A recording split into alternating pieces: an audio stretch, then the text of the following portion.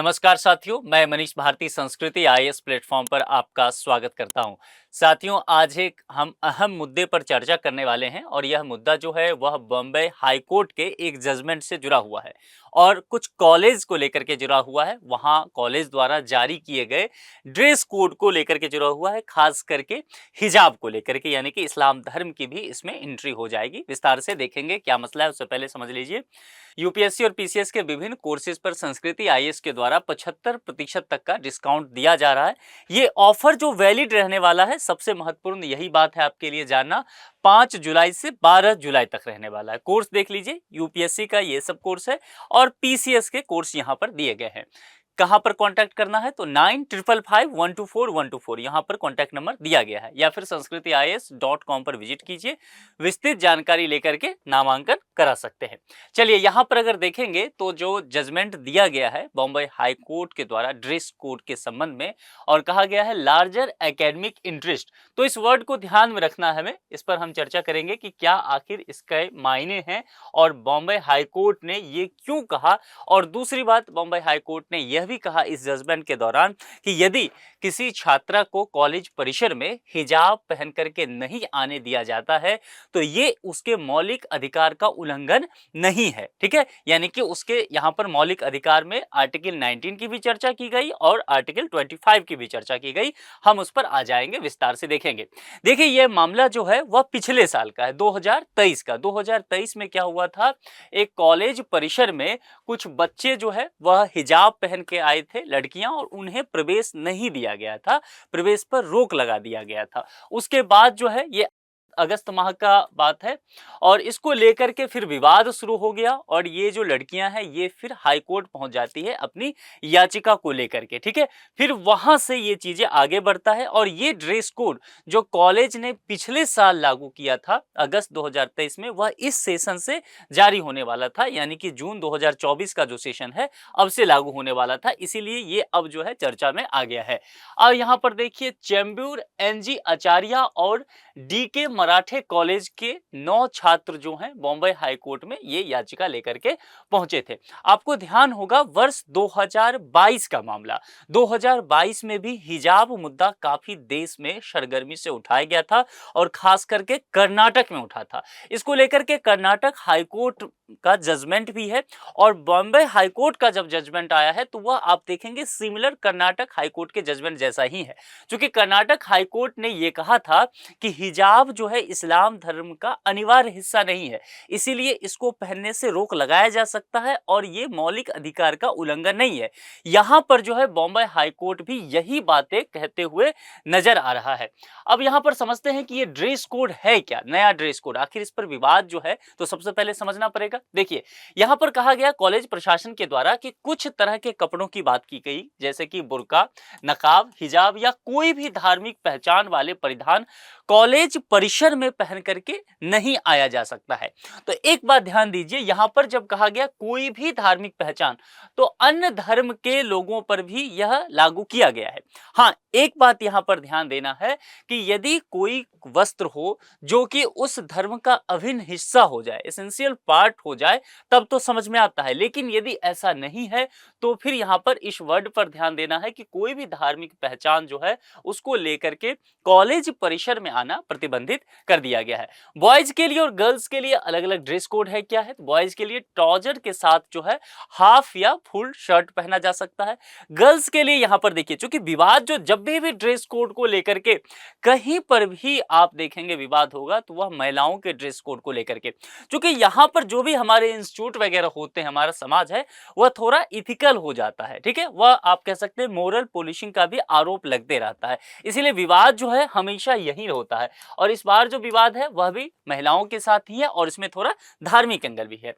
तो इसका जो ड्रेस कोड है वह कहा गया है कि कोई भी भारतीय या कोई भी वेस्टर्न परिधान पहन के आ सकते हैं, बस इस बात का ध्यान देना है कि वह नॉन रिवीलिंग ड्रेस होना चाहिए। कहने का मतलब है कि वह छोटा नहीं होना चाहिए। आप इस तरह की चीजें कॉलेज परिसर में पहन करके आइए, ये बातें यहां पर कही गई है। अब जो याचिकाकर्ता छात्र थे, मैंने कहा 9 छात्र जो ये 2 कॉलेज से संबंधित थे, ये पहुंचे थे बॉम्बे हाई कोर्ट, इनका क्या पक्ष था। इन्होंने कहा कि देखिए, कॉलेज जो हम पर प्रतिबंध लगा रहा है, दरअसल कॉलेज प्रशासन के पास इस तरह का कोई अधिकार नहीं है, ठीक है। और यहाँ पर इन्होंने कहा कि चाहे वो नकाब हो या हिजाब हो, ये कुरान और हदीस का एक अभिन्न हिस्सा है, यानी कि इस्लाम का एक एसेंशियल पार्ट है, इसीलिए हम इसे फॉलो कर सकते हैं, क्योंकि ये हमारे धार्मिक विश्वास से जुड़ा हुआ मसला है, ठीक है।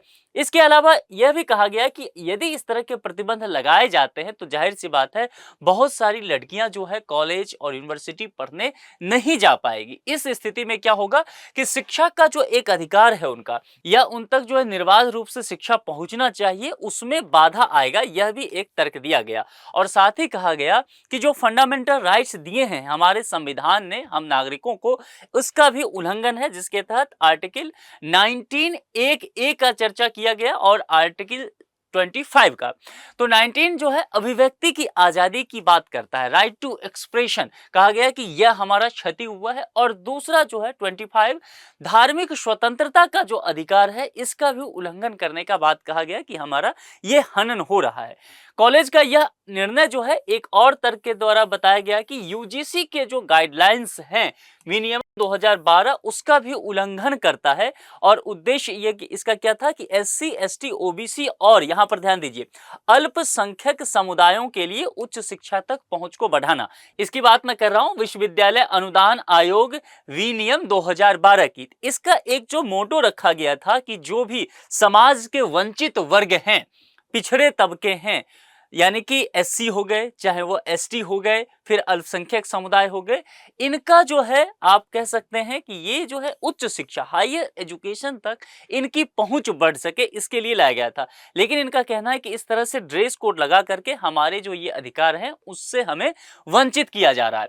अब जब बॉम्बे हाई कोर्ट ने निर्णय दिया तो जरा उस निर्णय को सबसे पहले समझते हैं। 2 जजों का बेंच है इसमें, ठीक है। यहां पर देखिए ये दोनों जज हैं जो इस मामले की सुनवाई करते हुए नजर आए। पीठ के अनुसार जो कॉलेज द्वारा जारी नया ड्रेस कोड है, मैंने पहले भी कहा तो कि जजमेंट में बॉम्बे हाई कोर्ट ने कहा कि लार्जेस्ट एकेडमिक इंटरेस्ट को आप देखिए, यानी कि व्यापक शैक्षिक हित को देखा गया है इसमें, ठीक है। इसके अलावा ड्रेस कोड में ऐसी कोई कमी नहीं थी जिससे संविधान के अनुच्छेद 19(1)(a) और अनुच्छेद 25 का उल्लंघन हो रहा हो, यानी कि कोर्ट ने माना है कि फंडामेंटल राइट्स का उल्लंघन यहां पर नहीं किया गया है कॉलेज के द्वारा, कॉलेज प्रशासन के द्वारा। इसके अलावा यह कहा गया कोर्ट के द्वारा कि यह जो ड्रेस कोड लागू किया गया है, और दूसरे शब्द में कहें कि हिजाब पहनने पर प्रतिबंध किया गया है, इसके अलावा कोई भी धार्मिक चिन्ह या पहनावा पहनने पर प्रतिबंध किया गया है, इसका एक जो दायरा है वो आपका वह कॉलेज परिसर तक है। इसके बाहर अगर आप हिजाब पहनना चाहें अपने घर में, बाजार में, उस पर प्रतिबंध नहीं है, सिर्फ कॉलेज परिसर में किया गया है, क्योंकि निश्चित तौर पर वहां पर एक रूपता लाने का प्रयास किया गया है। और यहां पर एक बात और कहा गया कि नया जो ड्रेस कोड है वह जाति, पंथ, धर्म, भाषा से परे सभी छात्रों पर लागू किया गया है, ठीक है।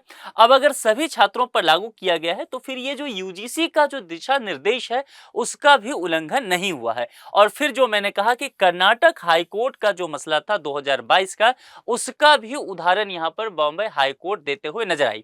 यहाँ पर एक बात समझ लीजिए, कर्नाटक हाई कोर्ट ने जब इस पर फैसला दिया था हिजाब मसले पर, तो उसने इसे इस्लाम का एसेंशियल पार्ट नहीं माना था, लेकिन इसे जो है अभी ये मामला जो है चल ही रहा है और लार्जेस्ट बेंच तक इसे पहुंचाया गया है और ये मामला सुप्रीम कोर्ट में भी पहुंच चुका है, कर्नाटक हाई कोर्ट वाला मामला। तो संभव है कि अब जो बॉम्बे हाई कोर्ट वाला मामला है उसे भी चैलेंज किया जाएगा, और चैलेंज किया जाएगा तो इसमें भी मैंने कहा कि 2 जजों का खंडपीठ इसमें रहा है, तो जाहिर सी बात है यह भी लार्जेस्ट बेंच के पास जाएगा और निश्चित तौर पर यह मसला भी जो है सुप्रीम कोर्ट पहुंच जाए।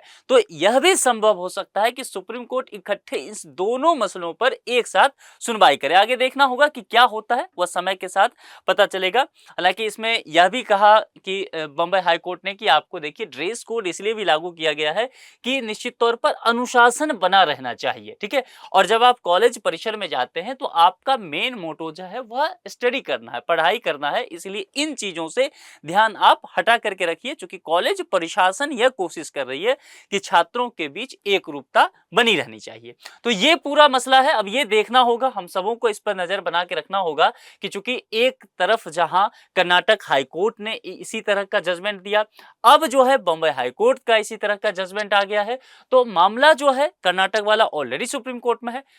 अब ये समझ में आता है बॉम्बे वाला भी सुप्रीम कोर्ट में जाएगा, तो सुप्रीम कोर्ट इस पर क्या फैसला लेती है, और ये समझना होगा कि क्या वाकई संविधान के जो पार्ट 3 में फंडामेंटल राइट्स दिया गया है नागरिकों का, उसके अनुच्छेद 19 और अनुच्छेद 25 का ये उल्लंघन करता है, और फिर इसके अलावा यूजीसी के जो नॉर्म्स हैं क्या वाकई इसका भी ये उल्लंघन करता है। ये अगर पाया जाता है तब निश्चित तौर पर जो है सुप्रीम कोर्ट कुछ अहम फैसला सुना सकती है। ये समय के साथ हमें देखना होगा कि क्या होता है। निम्नलिखित में से मुंबई किस राज्य की राजधानी है? गुजरात, कर्नाटक, महाराष्ट्र और गोवा। बहुत साधारण प्रश्न है, ठीक है। आप इसका जवाब जो है कमेंट बॉक्स में जरूर लिखिए। आपका इस पर क्या मत है? क्या आपको वाकई लगता है कि कर्नाटक हाई कोर्ट ने या फिर बॉम्बे हाई कोर्ट ने जो जजमेंट दिया है हिजाब को प्रतिबंधित रखने का, वह कितना सही है? आप भी क्या ये मानते हैं, या आपको लगता है कि व्यक्ति जो भी पहन के जाना चाहे कॉलेज यूनिवर्सिटी तक, उसे पहन के जाने दिया जाना चाहिए? खास करके अगर हिजाब वगैरह है, महिलाएं, लड़कियां, बच्चियां पढ़ती है और उसे प्रतिबंधित कर दिया जाए बिना हिजाब के कॉलेज कहा जाएगा आने के लिए, तो संभव है कि उसके पेरेंट्स उसे कॉलेज पढ़ने के लिए भेजे ही ना। फिर जो है शिक्षा का अधिकार जो महिलाओं तक पहुंचना चाहिए उसमें कमी हो सकता है। आप अपने विचार कमेंट बॉक्स में जरूर लिख करके बताइए। आज के इस लेक्चर में इतना ही रखते हैं। किसी दूसरे लेक्चर में किसी दूसरे मुद्दे के साथ आपसे पुनः मुलाकात होगी। अपना बेहद ख्याल रखिए। शुक्रिया।